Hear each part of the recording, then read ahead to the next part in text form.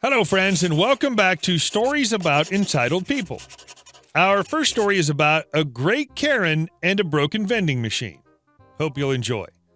Don't forget to subscribe to our channel if you're new here and turn on notifications so you don't miss a new video every single day. Here we go.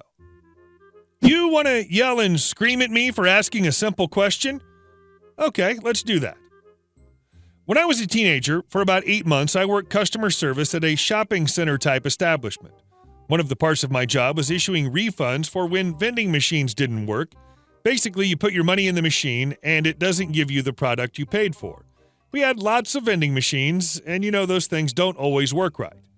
All our machines were numbered, and the policy was to ask for the number of the machine and then issue whatever refund they claimed it was.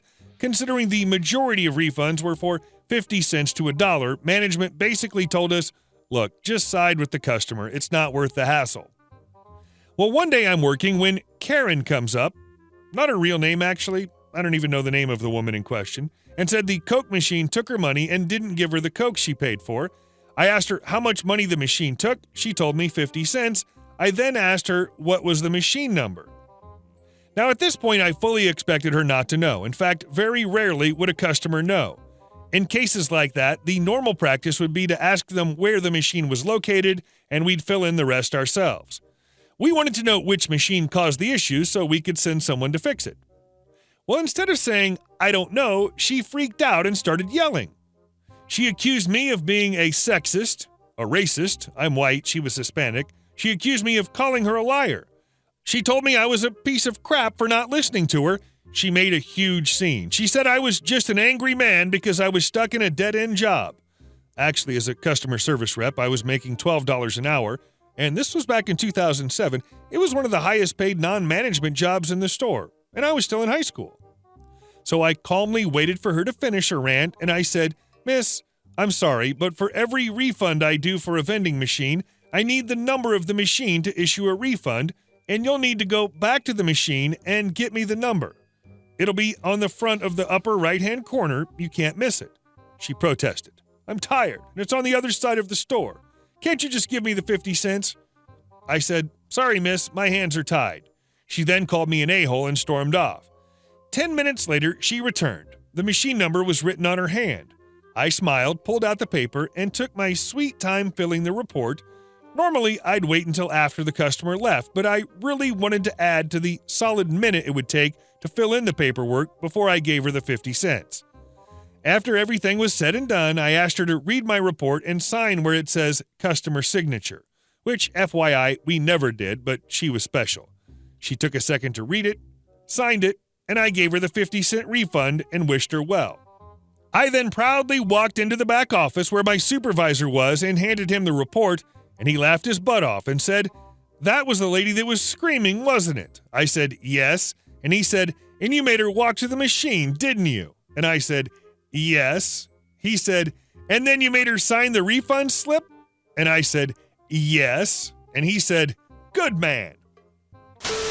And our second story. Don't stick to our agreement. You shouldn't have been stepping out. Here we go. Strap in for a long one, kids. This is a story from long, long ago in a galaxy far, far away. And by that, I mean it happened 3 years ago at a pizza place I used to work at. I was a delivery driver for 6 years at various pizza places, picking up and moving on to greener pastures whenever it suited me. Granted, that only happened a couple of times because I, unfortunately, am a very loyal employee. To be honest, I should have done that before this whole thing ever even happened. The store I was at was part of a nationwide franchise, and the waters had gotten choppy. All of the managers quit at once, and they just couldn't seem to get one to stick around. It got so bad that the area manager had to come in as acting GM and brought a manager from another store with him. These are the two main characters of this story. Well, besides me, obviously. For the purpose of this story, we'll call them Jeff and Kate, and I'll just be me. Jeff was 45 and had been with the company for a long time before I started. Worked himself up from the position of driver all the way to being the one to oversee about 20 stores. He was actually married to another area manager. I got along okay with Jeff for the most part. On the other hand, Kate and I got on like a house on fire. Both being ladies of a similar age, She often confided things in me that she would soon bite her in the butt, figuratively. I considered myself a decent employee as far as pizza slingers go, came to work on time, did all the dishes, got along with everyone, and had the best delivery times. Because of this, I usually landed all the best shifts, including opening on Saturdays. If you've never worked a tip job, you know that shift is the most coveted out there. Working through both the lunch and dinner rush before going home is well worth having to get up earlier. That information is relevant to the story, trust me. You see, there are always two drivers who do that shift. One comes in earlier and leaves earlier. And I was the one who got to come in just before we flipped on the open sign and went home once dinner rush began to die down. This is also relevant. The final vital bit of info you need for context is that my brother goes a bit wild at Christmas. His favorite thing to do is book an entire movie theater for everyone he knows to see a movie of his choice. This particular year was when The Last Jedi came out, and he's a Star Wars fanatic, so that was what we were going to do. Unfortunately, it would be at 6 o'clock on a Saturday, at least 2 hours before I would get off. At this point, Jeff and Kate had been with us for 3 months without managing to find a suitable replacement, and I made an arrangement with the other opening driver to switch shifts because his ended right when I would need to leave to make the movie. I then cleared it with Jeff, and he agreed to let me go at 5:30. I was all set. Or so I thought. You see, that Saturday, we started busy. Very busy. So busy that at 5:30, when I went to hand Jeff my slips, he'd already dispatched me out on a double delivery. I took them, but reminded him that I needed to leave when I got back. I just hoped the trailers were long enough that I didn't miss much of the beginning of the movie. I got back from my double, and by that point, it was already 6 and the theater was 20 minutes away. I had to leave.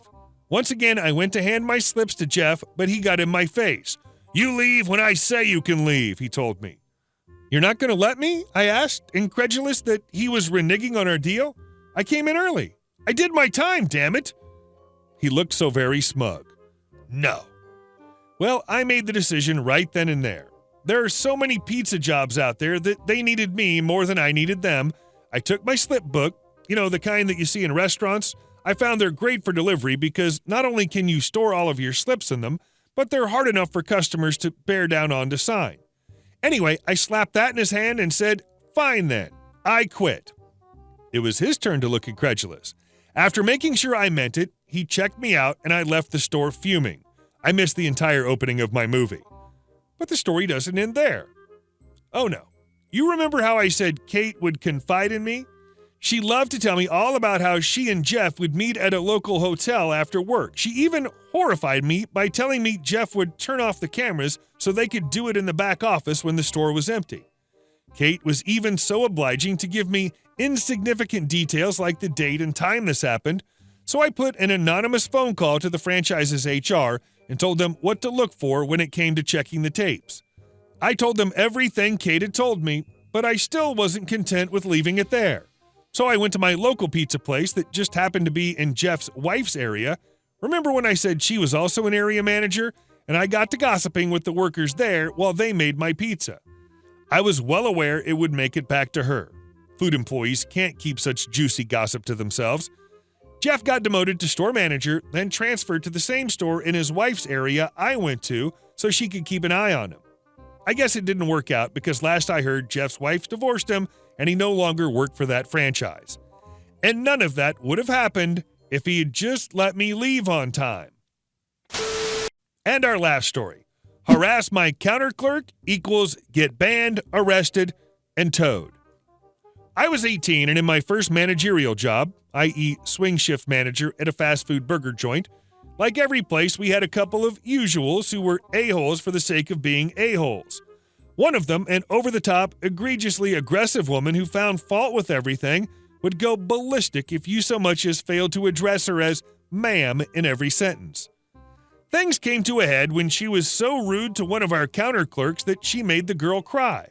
I told the girl to go back to the break room and take a breather, and then calmly informed the woman that she was no longer welcome in our store. That triggered the nuclear option.